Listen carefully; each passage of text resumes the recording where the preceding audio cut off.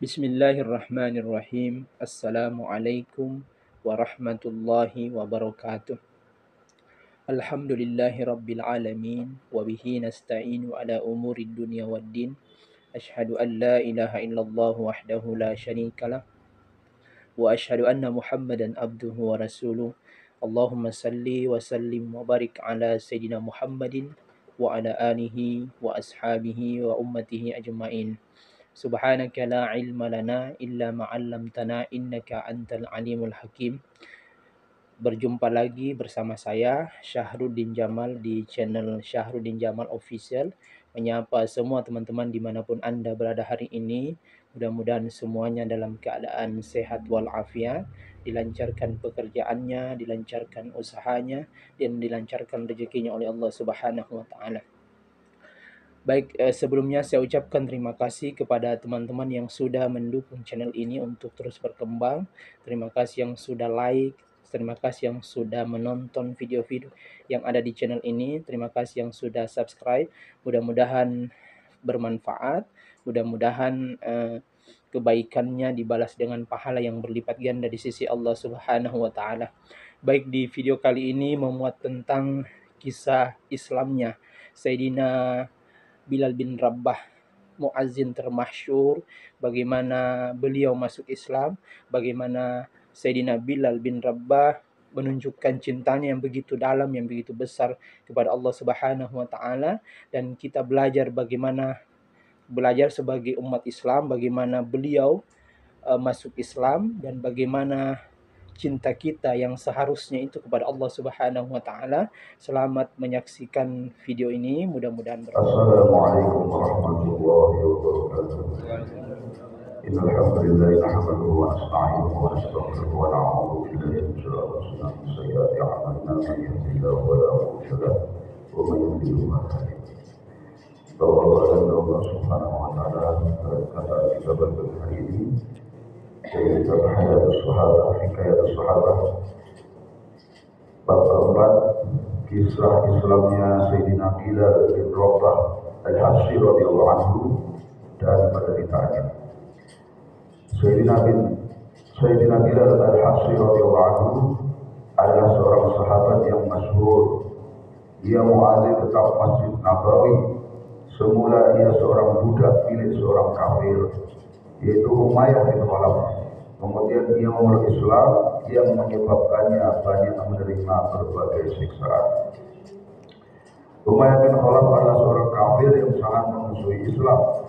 Ia membaringkan Sayyidina Bilal radhiyallahu anhu di atas padang pasir di siang hari yang sangat panas di bawah terik matahari sambil meletakkan batu besar di dadanya, sehingga Sayyidina Bilal radhiyallahu anhu tidak bisa bergerak. Lalu dia berkata kepadanya, apakah kamu siap mati seperti ini atau tetap hidup dengan syarat kamu meninggalkan Islam? Dalam keadaan seperti itu, Sayyidina Bilal radhiyallahu anhu berkata, ahad, artinya hanya satu yang berhak disembah. Malam hari ia dilantai dan dicambuk terus-menerus sehingga badannya penuh luka. Esok harinya dengan luka itu ia dijemur kembali di padang pasir yang panas sehingga lukanya semakin parah. Tuannya berharap ia akan meninggalkan Islam atau menunggu lebar mati.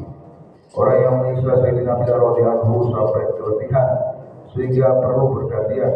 Kadang kala Abu Jahal, Umayyah bin Khalaf, dan terkadang orang lain. Setiap orang berusaha menyiksanya sekuat tenaga. Ketika Sayyidina Abu Bakar radhiyallahu anhu melihat penderitaan Sayyidina Bilal radhiyallahu anhu, dia membeli Sayyidina Bilal radhiyallahu anhu dan memerdekakannya. Baiklah, orang-orang musyrik menjadikan berhala sebagai sembahan, sedangkan Islam mengajarkan tauhid. Inilah yang menyebabkan dari lisan Sayyidina Bilal radhiyallahu anhu selalu berucap ahad. Hal itu karena hubungan dan cintanya yang tinggi terhadap Allah Subhanahu wa taala. Dalam cinta dunia yang palsu pun kita lihat seorang yang mencintai seorang tentu akan merasa nikmat bila menyebut nama orang yang dicintainya. Kadang-kala tanpa tujuan yang jelas namanya akan disebut-sebut. Lalu bagaimana dengan cinta kita kepada Allah Subhanahu wa taala? yang mendatangkan kesuksesan dunia dan akhirat. Karena cintanya kepada Allah Subhanahu wa taala, Sayyidina Bilal radhiyallahu didera dengan segala siksaan. Ia diserahkan kepada anak-anak Mekah untuk diarak di lorong-lorong. Akan tetapi dari bibirnya selalu terucap ahad-ahad. Dengan pengorbanan itu, ia mendapat kehormatan sebagai muadzin bagi Nabi Sallallahu Alaihi Wasallam, baik ketika tinggal di Madinah maupun dalam perjalanan. Setelah baginda Nabi Sallallahu Alaihi Wasallam wafat, dia tinggal di Madinah untuk beberapa lama. Akan tetapi karena melihat baginda Nabi Sallallahu Alaihi Wasallam tidak ada di tempat, sulit baginya untuk terus tinggal di Madinah Thayyibah. Oleh karena itu ia berniat menghabiskan sisa hidupnya untuk berjihad di Syam. Dia pun berangkat berjihad dan beberapa lama tidak kembali ke Madinah. Suatu ketika ia bermimpi berjumpa dengan baginda Rasulullah SAW. Beliau bersabda, "Wahai Bilal, masihkah kamu setia kepadaku? Mengapa kamu tidak pernah menziarahiku?" Begitu bangun dia segera pergi ke Madinah. Setibanya di sana Sayyidina Hasan dan Sayyidina Husain radhiyallahu anhu memintanya untuk memandangkan azan. Ia tidak dapat menolak permintaan kedua orang yang sangat dicintai itu. Dia pun memulai azan. Tatkala suara azan seperti pada masa baginda Nabi SAW sampai ke telinga penduduk Madinah.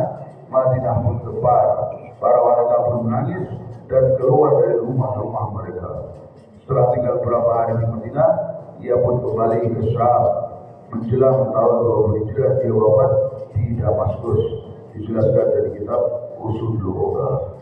Dikatakan Allah Subhanahu wa taala, kisah penderitaan dan perjuangan Sayyidina Bilal radhiyallahu anhu.